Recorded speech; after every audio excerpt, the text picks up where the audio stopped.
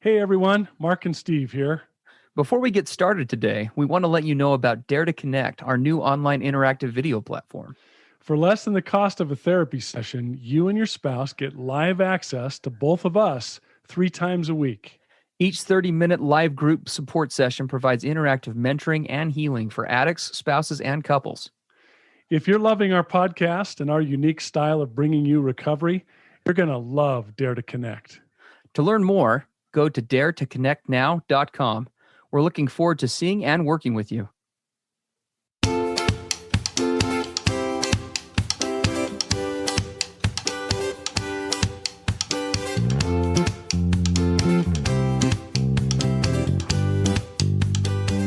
Hey everybody, I'm Steve Moore. And I'm Mark Castleman. We know the pain and heartbreak of porn and sex addiction. And we know the triumph of breaking completely free. Every day, we help our clients find hope and healing. Join us in the fight to take back your life, your marriage, and be stronger than ever. This is the PBSC Squared podcast.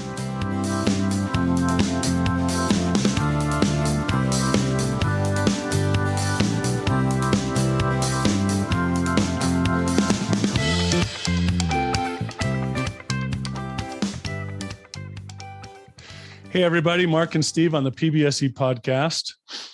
Today's topic is something that, I was going to say I'm fired up about, but Steve, I know you're fired up about this. We're both fired up about this. Yeah. This is a topic that is something that we have encountered and faced our whole therapy careers, but also during our entire recovery experiences personally. I face this all the time with clients. I still have to work on it with myself on maybe not a daily basis, but certainly on several times a week. So we're just going to launch into this. I guess as we start into this is a delicate topic, and it could be easily interpreted by those listening, especially guys who are struggling with sexual addiction, pornography addiction. Guys, Steve and I are going to get kind of fire and brimstone today. And as we do, please don't misinterpret that as we don't love you guys or we don't have confidence and faith in you. We do. And we're doing this today because we care so much about you and because we can relate so well to what it's like to be stuck in the place we're going to talk about. So our passion about this is because we've been there and we want to help you guys if you're stuck here to move out of this place. So here it is. Once we get into recovery, we're often, and I had to go through a lot of pain in order to get serious about recovery finally. So it isn't like you one day make up your mind you're going to be in recovery and you get in and everything's great from then on out. Mm-hmm. It was quite a process for me to get into solid recovery. It took years and years. But once I did, and I started using the tools and connecting and being transparent and authentic and honest and going through all of the stuff that we do, things went good. I saw the results. I saw the fruits. I had longer and longer periods of sobriety. My marriage got better. But here's what I found I ran into. I ran into this challenge in my own head about consistency. My little ego would start to ask me questions like, Mark, how long are we going to have to do this? Is this going to be like daily effort and work every day for the rest of my life? When do we get to go back to just things being normal? And so I would sense some resentment, some frustration, a little bit of anger. This stuff would well up in me as I thought about how long am I going to have to keep this up? How long am I going to have to do this? And so I would start to get a little complacent, and working it hard and working it consistent would start to fall off a bit, right? Not as many meetings that I would go to, not consistently checking in with an accountability partner. My wife and I not having couples prayer every day or couples check-in every day or partnership meeting once a week. It would just kind of start to fall off. I would sort of get into a complacency zone. And then what would happen? Here comes another relapse. And because of that relapse, it would kind of put me in what I call crisis mode. Mark would go into crisis mode again. And in crisis mode, my wife would be upset and all of the consequences would hit me. And lo and behold, I would get super motivated again. And what would I start doing? All the things that you're supposed to do in healthy, consistent daily recovery. It would all pick back up again. And it would go good. And then the same cycle would kick in again. And then relapse and crisis. And then coming back. And I was stuck in that place for years. And I work with a lot of guys. I've worked with a lot of guys over the years who struggle with this. How do I make a final, determined, stubborn, fierce decision to burn my pornography ships like Cortez? Yeah. So that there's no going back. I am so done with this, and I'm so determined and so completely in that I'm off of this cycle. I work with guys where some guys I've worked with who stop working with me, they never are able to figure that out. It's a great point. And it's a never ending kind of dynamic in this business because, the pattern unfortunately is kind of as follows that we see too often. Guys will come in, guys or gals, right? Whoever's dealing with the addiction, whoever's dealing with kind of when the pain points hit that critical mass, right? Then we get motivated to do something. I mean, such was the case for me. That's very common, right? Yeah, I like that term. Pain points hit critical mass. Yeah. We get to that point, right? Where it's just like, finally there's that tipping point of, okay, I will just do whatever. Right. And unfortunately, many of us, it takes us to get to that point, which is, as we talk about on this program, oftentimes fine. Yeah. Because that's okay. I mean, that's what brings most people into recovery. The problem is, and this is where the disconnect, I think, happens, is when our level of willingness continues over time to be attached to the pain points strictly. Yes. Right. Yep. Because my pain equals my motivation. Higher the pain, the higher the motivation. Exactly. We get guys who will come in, right? They're high willingness. They will do anything. So we'll give them assignments. We'll start the therapy process. We'll teach concepts. We'll do all sorts of things. And they start to get better. And the pain starts to go down. and for too many of the guys that we work with, again, that because there's still that attachment, to the level of pain, that's where we get this kind of this inconsistency mark I think you're describing, right? Where it's kind of like we're off and on again in recovery, and we're riding the edge, so to speak. And real recovery is not about pain management. That's part of it, right? But real recovery is this lifestyle change that we so often talk about. And it's getting that buy-in going for more than just the simple pain medication or avoidance component. Well, that brings you to recovery, but don't you think that this whole pain equals motivation? Is that because we were raised, most of us, in cultures where that was taught to us? Right? Punishment, punitive, right? Your parent screams in your face, and then you really get motivated to do what they said. They take a belt to your backside, or they give you punishments, or take away privileges, or ground you. And then we get serious.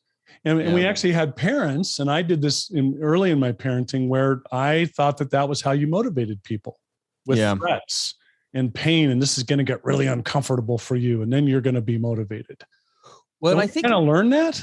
I think that's part of it. I do. And I think that's definitely part of it. I think the other part of it, and this is kind of the deeper side of this, and I don't know how much we can get into this today with the time that we have on the podcast, but it is a topic, guys, we do cover in our Dare to Connect program 3 times a week. We do. Right? We do have a 2-week trial going on for that. You can check out more info at PB or at daretoconnectnow.com. In fact, we talked a little bit about this today, but I think that when you get into the real psychology behind addiction, it comes back to some overtones of, how do we love ourselves? How do we take care of ourselves? And how do we actually view ourselves? Right? And I can speak to personal experience of this. I know you can too. One of the biggest barriers for me in getting into serious recovery is deep down, and I didn't see this at the time, But deep down, I didn't feel like I was worth it or that it was possible. Either one. Both of those. Right? It wasn't possible. It wasn't really like I had tried so many times. I kind of resigned myself to it not being possible. And frankly, and this was the harder, mushier part that was hard to see. I didn't deserve it. I was such a bad dude and hurt so many people for so long that I kind of just deserved what I got now. Yep. And I remember that feeling, right? I'm just kind of a pathetic loser that never measures up. He's not one of the good ones, right? He's not going to be one of these go to heaven guys. And if that's who I am, I may as well go and act like that guy. Yeah. If that's all that can be expected of me. Mm-hmm. Yeah. So that shame and unworthiness was one of the issues for me. I'll tell you one of the other issues. If we're going to let's just jump into causes. Why do we get into this place where we wait for crisis and pain to motivate us to really work it? The other side for me, and this was hard for me to hear, I had a courageous enough mentor, one of my mentors, that confronted me about this. He said, Mark, what I'm about to say is going to be hard for you to hear, and please don't misunderstand me. As a man, there are many ways that you are mature and responsible, right? You hold down a job, you support a family. There's a lot of things that you do right. There's a lot of things that you show up as an adult man and take care of. But when it comes to this one area, right, these sexual outlets, this self-soothing, this self-medicating, this constantly going to this sexual drug, he said, you pretty much have never evolved beyond 13 years of age. You're a 13-year-old. Yeah. And I was like, I was pretty pissed when I heard him say that at first. It's like, well, who the hell do you think you are? But as I thought about it over time, I realized that he was right. Of course, our tendency as addicts is to be all or nothing. Well, if I'm 13 in every single aspect of my life. Well, that's not true. But in this one area, it is true. And he looked at me and he said, because I was having trouble with relapses and I couldn't get permanent sobriety, he said, when are you going to be ready to grow up? When are you going to be ready to step into a place of maturity with this issue? Yeah. And that was hard to hear. Mm-hmm. But it's true because, and guys, if you're listening, we're not trying to diminish you or criticize you by saying in this area, you're, for example, a 13-year-old. It's because in our childhood experience, when hard things happen, traumas and different, levels of difficulty, and for one of dozens of reasons, this became our way of self-soothing and feeling better and coping with life. You kind of got stuck at that age that you started to use this as your go-to place. We get stuck in that maturation process, and we just sort of carry that little aspect forward with us. And then anytime life gets tough, right? Started when I was 12 and now I'm 50, and I'm still finding myself turning to this at certain times. Mm-hmm. Gosh, it's such a huge topic, and a short podcast is barely enough time to even like scratch the surface with it. But there's something that I use with the guys that I work with oftentimes is I remember at a training years and years ago, I learned about and those who have ever worked like in the field of writing or writers will probably be aware of this. There's this concept of what's called the hero's journey.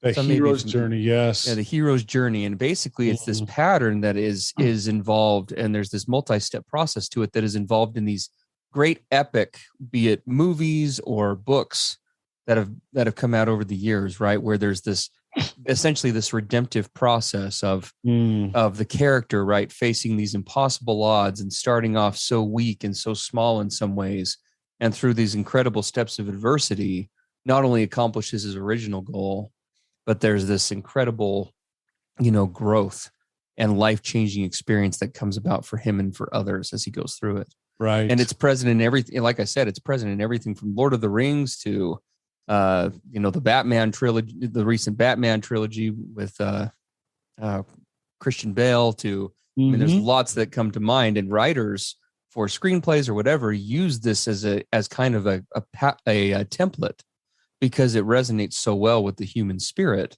when they will, be putting out any kind of media or content. And there's a reason why that resonates with us, because I think we are wired to overcome. We are wired to face great things. We are wired to step into the unknown. But that's one of the hard things about addiction, right? Is that it robs us of so many of those amazing qualities, right? The desire to explore into the unknown. As an addict, are you kidding? The only thing I want to explore into the unknown is like deeper delves into pornography or crazy new ways to have sex. I don't want to delve into any real journey, right? A genuine epic journey. I don't feel like I have the confidence to be able to do that. But I think a big part of this process is connecting with this idea that, I am weak and I do struggle. And I have in the past, let's talk accountability for a minute. I have used a lot of excuses in the past and reasons that I have come up with, or that are in my way, that I allow to become excuses to not really do this, to not walk the hero's path, right? To not walk that journey. And what the great magic in those epics and in real life happen when we say, you know what, Mark, I love the phrase that you've used before, and you may have even used it today, where you take that Explorer Cortez approach of, we're here, right? Yep, we're on the beach. We just lit the ships on fire. We're here. There is no path back.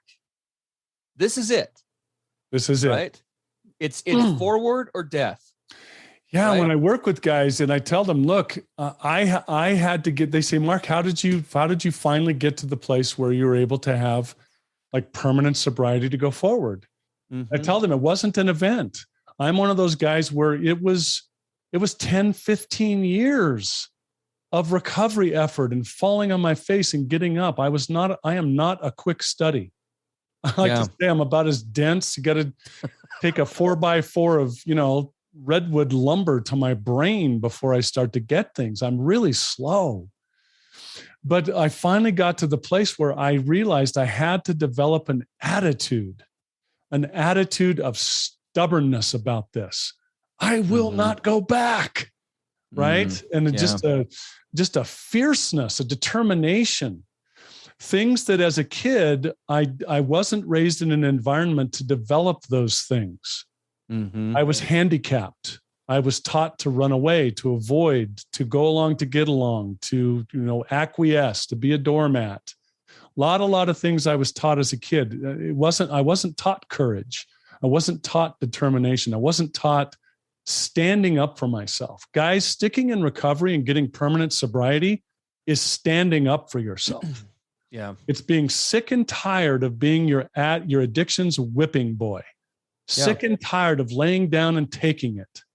I told one of my clients the other day, do you feel like you've got a bull ring in your nose and you're being led around by that ring on a rope and pulled wherever the hell it wants to take you? Yeah. Are you sick of it? Mm-hmm. Are you ready to take that ring and rip that sucker out of your nose? Right. But I hope I'm getting across this kind of feeling, this fierceness, this determination, I'm sick of it. And just finally saying, I am standing up, damn it. And I had to develop that attitude. And again, I was so used to the negative self-talk, beat myself up, woe is me, you little pathetic, pitiful loser. That attitude, you don't stand up for yourself against your addiction. You don't have a fierceness. You don't have a determination. So I had to look at correcting the self-talk, correcting the self-attitude, starting to think that I am somebody. I am worth it. I can do hard things. Mm-hmm. I'm trying to get an attitude across.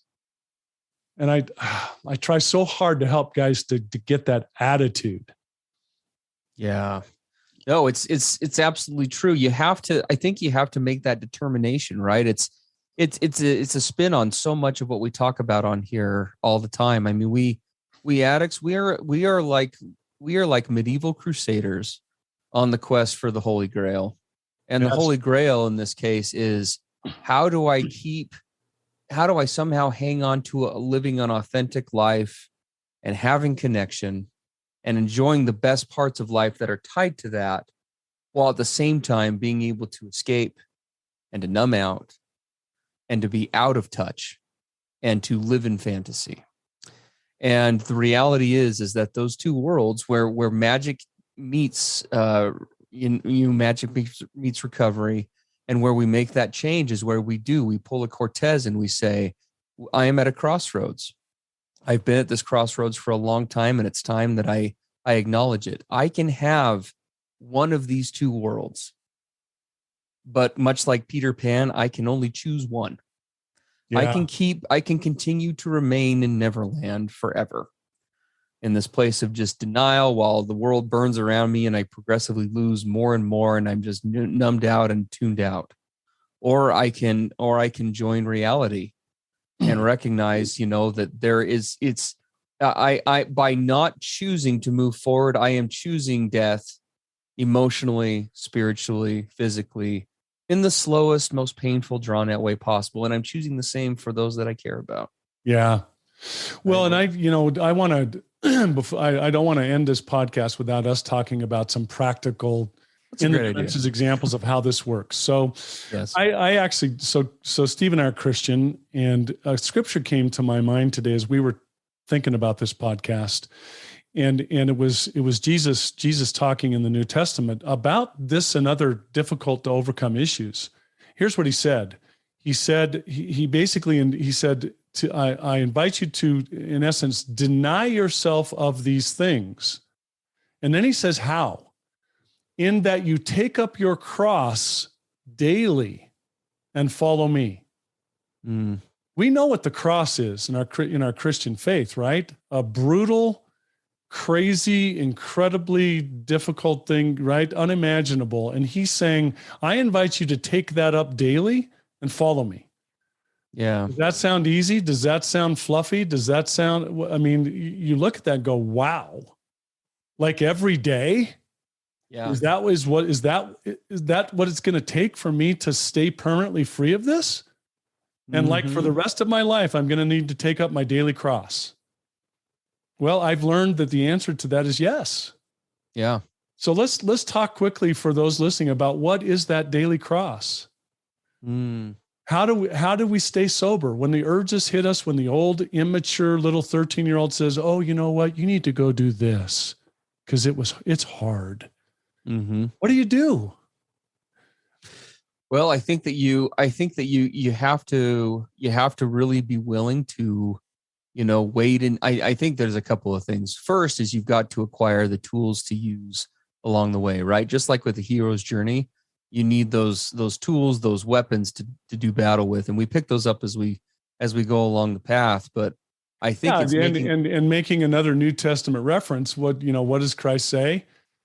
Put on the whole armor of God. Isn't that what we're talking about with tools? What's your sword? What's your shield? What's your breastplate? What's your helmet?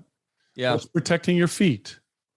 Are you putting on that whole armor on a daily basis? Mm-hmm. Absolutely. And then it is, taking, I like the armor and the battle lines concept, because that's the second piece, right? Is if you are, I used to say something to clients, and I haven't said it in a while, but it used to be a phrase that I would like say once a session. If you are not having a hard day in recovery in some way, you're probably doing it wrong. Mm. And that, I think, is honestly true. If I am working recovery and I'm not feeling some sort of discomfort, now it doesn't mean it's always overwhelming, but if I'm not pushing into the uncomfortable in some way, shape, or form, am I really walking the path? And it's about becoming acclimated, right, to that pain, while being able to see the benefits and the payouts. And that's the hard part, right? That's probably the most difficult thing for guys to, I think, understand. And this is what so many guys sadly never see, is they give themselves over partway, but not completely. And that middle road is the worst of both worlds, because you're experiencing all of the pain of recovery with very few of the benefits. Yeah, it's this I'm not all in, because, and what it was for me is I thought, okay, are you actually saying that I would give this up permanently? Like permanently? Well, what if there comes a really hard day in the future and I don't have anything but to turn to that old drug? Are you telling me it won't be there? There's a part of your brain that freaks out. It's like, whoa, wait. We didn't say permanent, right? I want to always keep that sort of in the back room if I need it. Yeah. That was something I had big trouble with. And the other thing that you're talking about, Steve, I didn't want to accept that things are hard. Mm-hmm. There was a part of me that didn't like that. I don't want life to be hard. Yeah. I don't want it to, and certainly not continuously hard. That's unacceptable. This is that Peter Pan concept, right? I know, right? It's that leaving Neverland. Like, I don't want to do, daily hard things, but that's the problem, guys. And that's why I like that Neverland analogy, is because, being in that place of escape in many ways, it does feel good in the moment. We all know that. I mean, of course. We'll own that, right? That's why we get stuck there in the first place. But no progression happens there. And over time, we progressively lose everything that we really hold dear. Right. Being in that place, right? The consequences just keep mounting, and sooner. And you know what? I know we're going over a little bit of time here, but I can just even attest to, as a guy who's been in recovery for years and years, I know what it's like to fall off the wagon in other areas other than relapse, but kind of on an emotional level, and to experience this. So my wife went out of town for about a week and a half, and in many ways, I took really good care of myself. There were a couple of days where I decided I was going to go into bachelor pad mode, not in any way around like acting out or that way. But I kind of decided at the age of 39, almost 39, I decided I was going to pretend like I was 22. So what did I do? One weekend while she was gone, I literally, this is so embarrassing. I stayed up till 6:45 in the morning playing video games. Dude. I know, I haven't even told Mark this. He's hearing this live. You stayed up till 6:45 a.m.? 6:45 a.m. Playing video games I binged like back in the day. Like it was kind of a relapse with video games almost. and I hardly ever play them anymore. I'll jump on there for an hour or two with some buddies once a week. It's actually kind of a recovery thing with some guys in recovery. But anyway, that's a story for another time.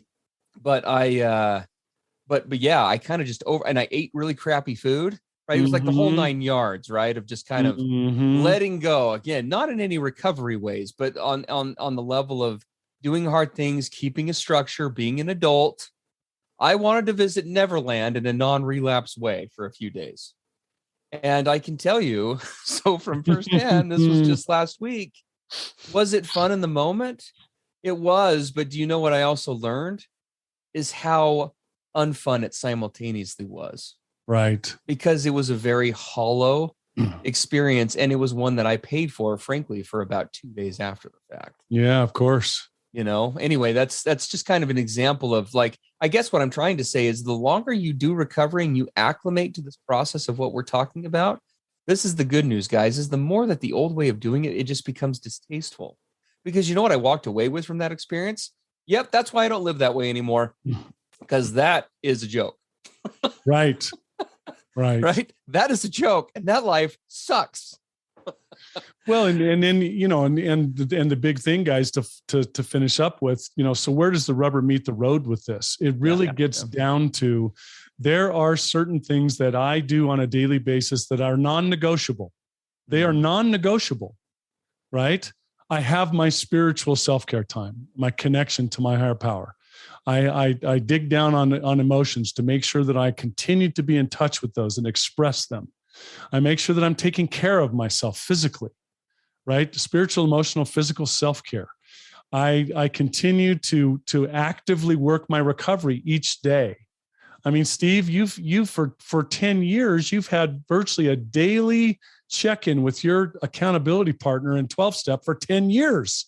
Yeah, well, about 8. But 8 years. 7 or 8, I mean, guys, listen to that. 8 years of daily touching base with a guy. It's like, who does that? Well, people serious about leaving their addiction behind permanently. Yeah. I mean, there's this thing. I have a list of tools I have, guys. It's our 7 basic tools. And I tell them, okay, this is where your determination and stubbornness comes in. I am going to use each one of these 7 tools, one after the other, and keep doing so until this urge goes away. Yeah. Tool 1, tool 2, tool 3, tool 4. And if I get to tool 7 and I'm still not quite there, I will start at 1 again.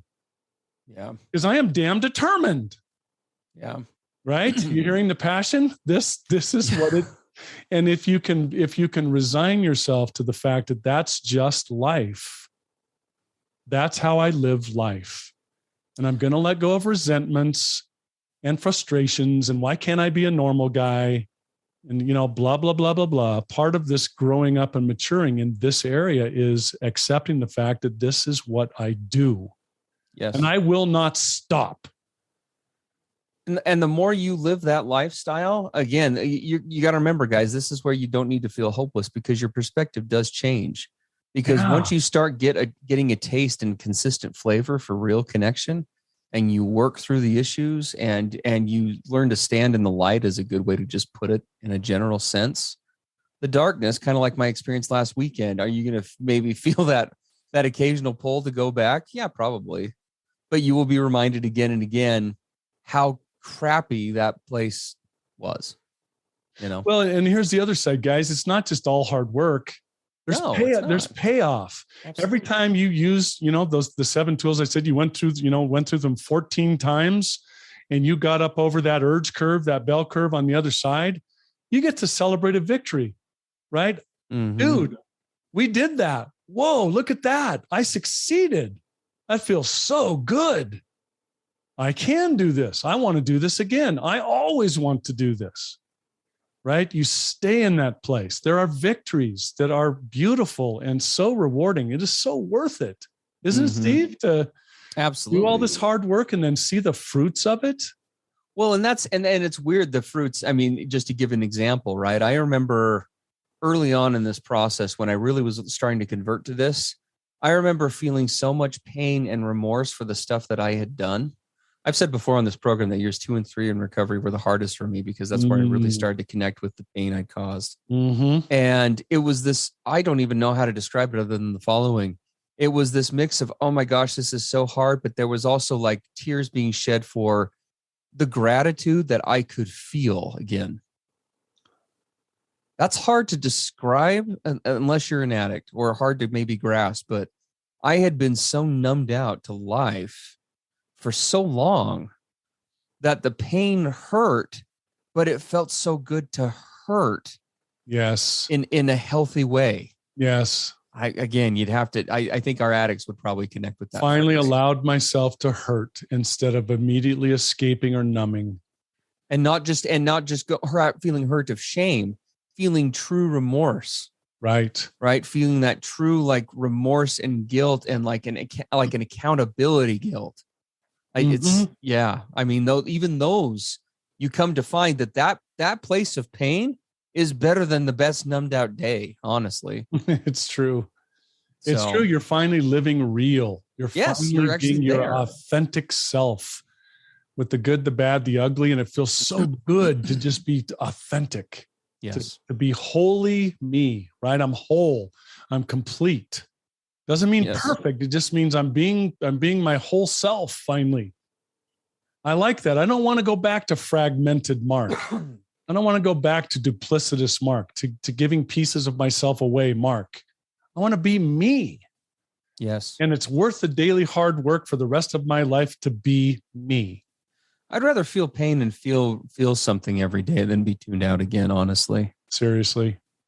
Really. I mean, that's really what it comes down to. Oh gosh. I wish we had twice the time here. I know, dude. Well, if only there was a program that people could go to, that we do this 3 times a week. Yeah. If you want more of this, you probably say, no, I don't want any more of this that we've had today, but yeah, come and see us at daretoconnectnow.com. We talk about this kind of stuff all the time. We get deeper. We go to so many awesome places there in that program. But we hope that you felt our hearts today in this. We love and care about all of you. We don't know you directly, but we know you because we know ourselves. Yeah. But we hope you've heard our message, and that you'll take on this challenge. You'll feel inspired by it, as opposed to, accused by it. I hope you feel inspired that you can do this. We can do this. You can burn those ships. You can stick your flag in the ground and stomp your foot down and say, enough is enough, right? I'm going forward. Yes. Absolutely. So there, I love that. We're going to sign off before this turns into an hour. Yes, absolutely. And, we love you guys. We appreciate you. Thanks for doing the hard work and for being here today. It's our passion to be able to work with guys like yourself and keep fighting the good fight. Yep. We'll see you next time on PBSC. Take care. Everything expressed on the PBSC podcast are the opinions of the hosts and the participants and is for informational and educational purposes only. This podcast should not be considered mental health therapy or as a substitute thereof. It is strongly recommended that you seek out the clinical guidance of an individual qualified mental health professional. If you're experiencing thoughts of suicide, self-harm, or a desire to harm others, please dial 911 or go to your nearest emergency room.